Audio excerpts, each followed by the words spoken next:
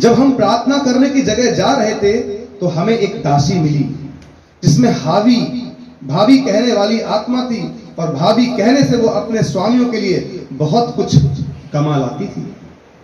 वो पौलुस के और हमारे पीछे आकर चिल्लाने लगी, ये मनुष्य परम प्रधान परमेश्वर के दास हैं जो हमें उद्धार के मार्ग की कथा सुनाते हैं। कई स्त्रियों के अंदर भविष्यवाणी करने की आत्मा होती है, कई पुरुषों के अंदर भविष्यवाणी करने की आत्मा होती है।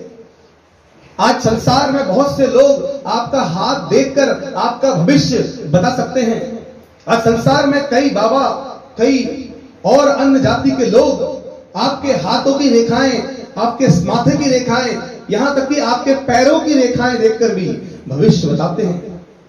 कई लोग पासा डालते हैं, कई लोग टैरो कार्ड का इस्तेमाल करते हैं, कई लोग राशि और नक्षत्र का ज्ञान रखते हैं और उनसे आपका भविष्य तय करते हैं।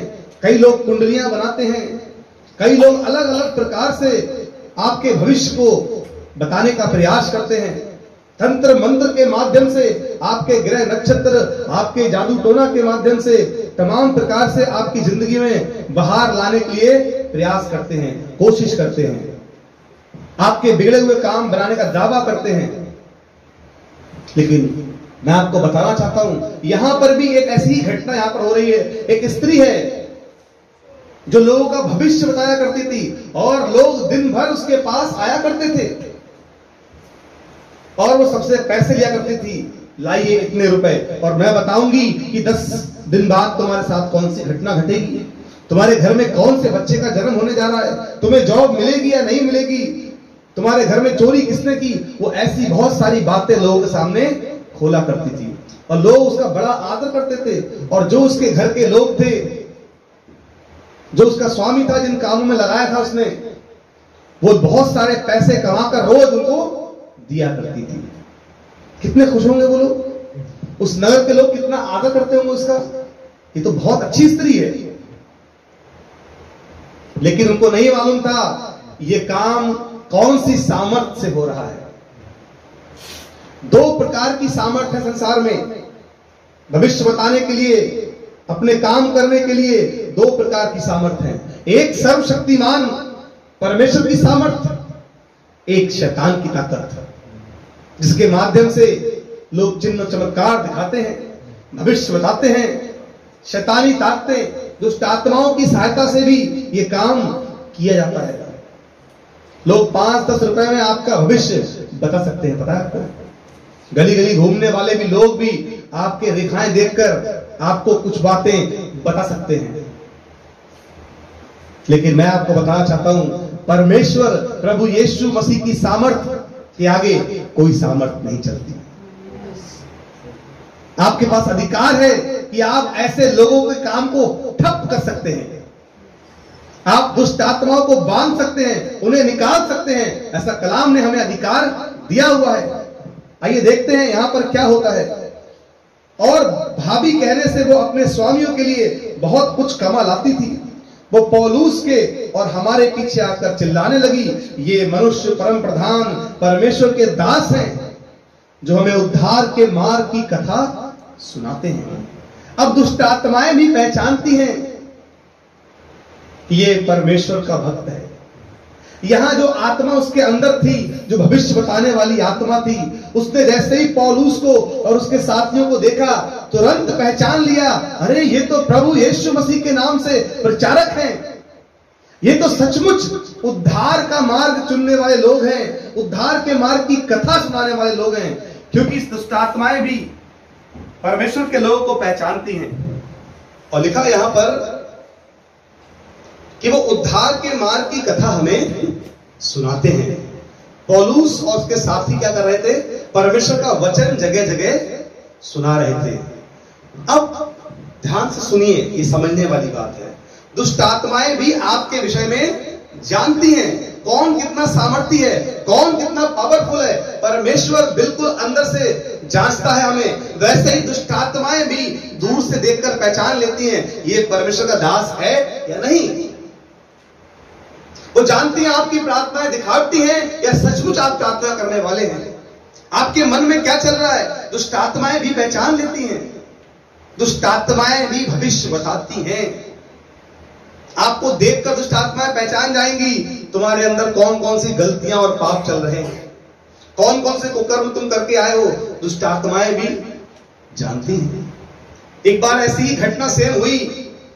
एक यहूदी व्यक्ति था, उसके 7 बेटे थे और वो झाड़ा फूकिया काम करते थे। और लिखा है वहां पर कि उन्होंने सुना कि यीशु के नाम से दुष्ट आत्मा निकलती है। तो वे पौलुस को जब उन्होंने देखा कि पौलुस और उसके तमाम साथी यीशु मसीह के नाम से दुष्ट आत्माओं को निकाल लेते हैं, तो वो भी यीशु मसीह का नाम लेकर दुष्ट आत्माओं को निकालने लगे। और एक बार ऐसा हुआ कि वहां पर एक दुष्ट आत्मा को निकालने के लिए वो 7 भाई गए। दुष्ट आत्मा से कहा यीशु मसीह के नाम से निकल जा।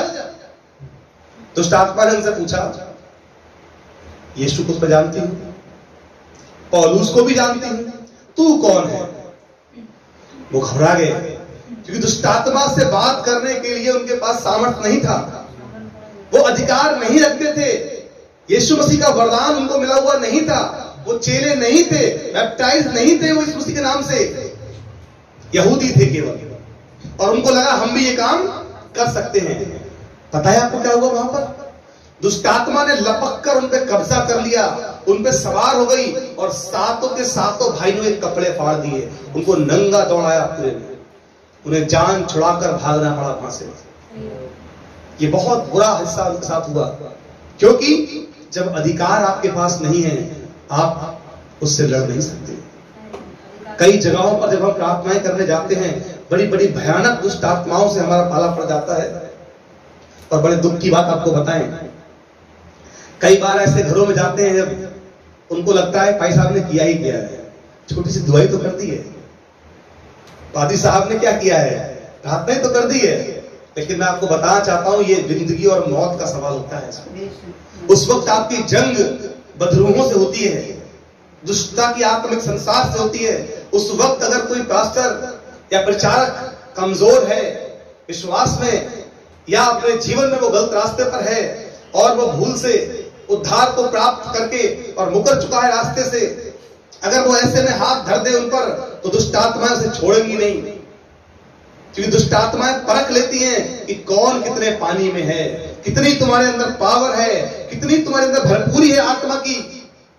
पवित्र आत्मा सबके पास है, लेकिन पवित्र आत्मा की भरपूरी कितनी है तुम्हारे जीवन में, ये बात मायने रखती है।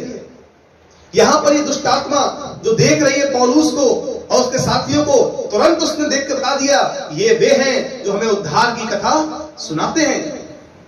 और उस नगर के लोगों के सामने वो उनके पीछे पीछे दौड़ती थी चिल्लाती हुई, जबकि यीशु मसीह ने कहा था तुम जब प्रचार करने जाओ किसी को रास्ते में नमस्कार मत करना, किसी को बताना मत कि तुम कहां जा रहे हो, क्यों जा रहे हो, अपना ढिढोरा मत पीटना फालतू में, कहीं उलझ ना जाओ, जिस काम के लिए जा रहे हो पहले वो काम करना।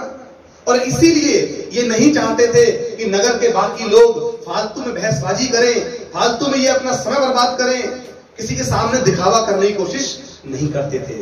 इन्हें जहां जाना होता था चेलों को, उस जगह पर जाकर अपना प्रचार करते थे, अपने कार्य को चुपचाप अंजाम दिया करते थे, झूठे दिखावे में नहीं पड़ते थे, झूठा सम्मान पाने की इनकी इच्छा नहीं थी।